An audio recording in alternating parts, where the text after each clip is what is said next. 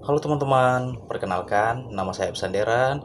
Saya dari Fakultas Psikologi Universitas 17 Agustus 1945 Samarinda. Di sini saya ingin mengajak teman-teman untuk mengenal apa sih itu disleksia atau kesulitan membaca, bukan karena malas belajar. Di sini saya ingin mengajak teman-teman nih membayangkan sebuah situasi. Misalnya di sebuah kelas ada seorang anak yang terlihat berbeda dari teman-temannya. Ketika guru meminta siswa membaca, teman-temannya bisa membaca dengan lancar. Namun ketika anak ini yang membaca, dia sering salah menyebutkan huruf. Misalnya antara huruf B dan huruf D atau juga huruf P dan huruf Q, dan juga cara membacanya itu sangat pelan. Nah, tidak jarang teman-temannya juga tertawa, bahkan ada orang dewasa yang mengatakan, "Ah, dia kurang belajar, dia malas membaca, atau bahkan kayaknya dia kurang pintar." Padahal belum tentu seperti itu, teman-teman. Bisa jadi anak tersebut mengalami disleksia. Nah, pada video kita kali ini, kita akan mengenal lebih dekat apa sih itu disleksia, apa penyebabnya, apa saja ciri-cirinya, dan bagaimana cara kita membantu anak yang mengalaminya. Teman-teman, disleksia adalah salah satu gangguan belajar spesifik yang mempengaruhi kemampuan seseorang dalam membaca, mengeja, dan mengenali kata-kata. Namun, ada satu hal penting yang perlu kita pahami. Disleksia bukan berarti seorang anak memiliki kecerdasan yang rendah. Bahkan, banyak anak yang dengan disleksia memiliki kecerdasan normal. Bahkan ada yang sangat cerdas dan kreatif. Mereka sebenarnya mampu memahami pelajaran dan berpikir dengan baik. Hanya saja, otak mereka memproses bahasa dan tulisan dengan cara yang berbeda. Karena itulah, mereka membutuhkan metode belajar yang berbeda pula dari anak-anak pada umumnya. Lalu, bagaimana sih kita mengenal ciri-ciri anak dengan disleksia? Biasanya, anak dengan disleksia mengalami kesulitan mengenali huruf. Seperti tadi, sering tertukar antara huruf yang yang bentuknya mirip, seperti B dan D, atau P dan Q. Dan mereka juga cenderung membaca lebih lambat dibandingkan dengan teman seusianya, mengalami kesulitan ketika mengeja suatu kata. Bayangkan ketika teman-temannya bisa membaca satu huruf dengan cepat, mereka mungkin membutuhkan waktu lebih lama untuk memahami tulisan yang sama.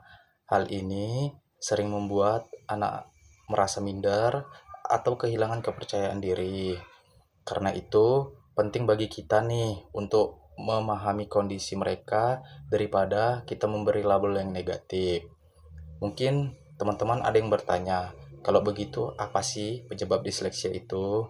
Hingga saat ini, para ahli menjelaskan bahwa disleksia berkaitan dengan cara kerja otak dalam memproses suatu bahasa. Selain itu, faktor keturunan atau genetik juga dapat berpengaruh.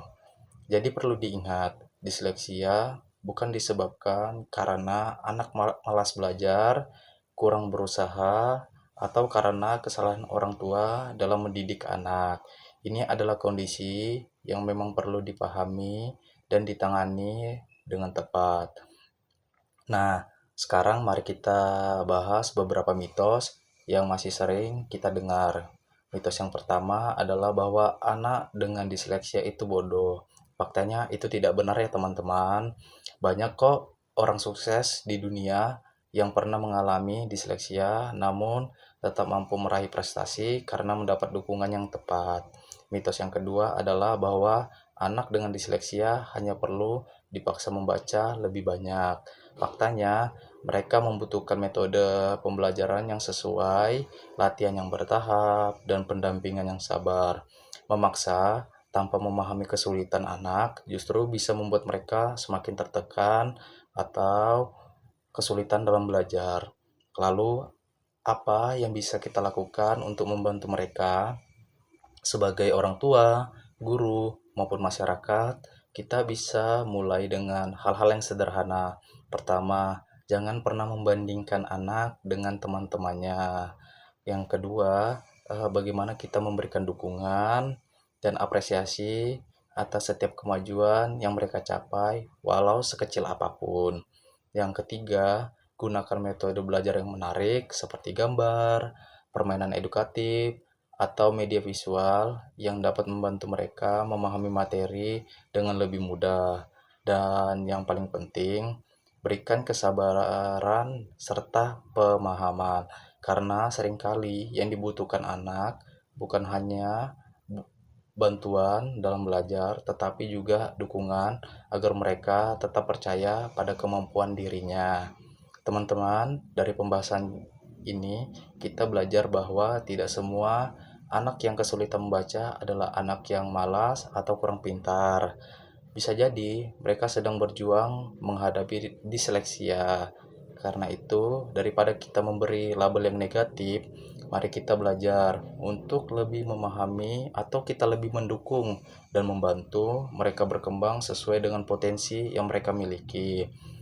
Karena setiap anak itu memiliki keunikannya masing-masing, dan setiap anak juga berhak mendapatkan kesempatan untuk belajar, berkembang, dan meraih masa depan yang baik.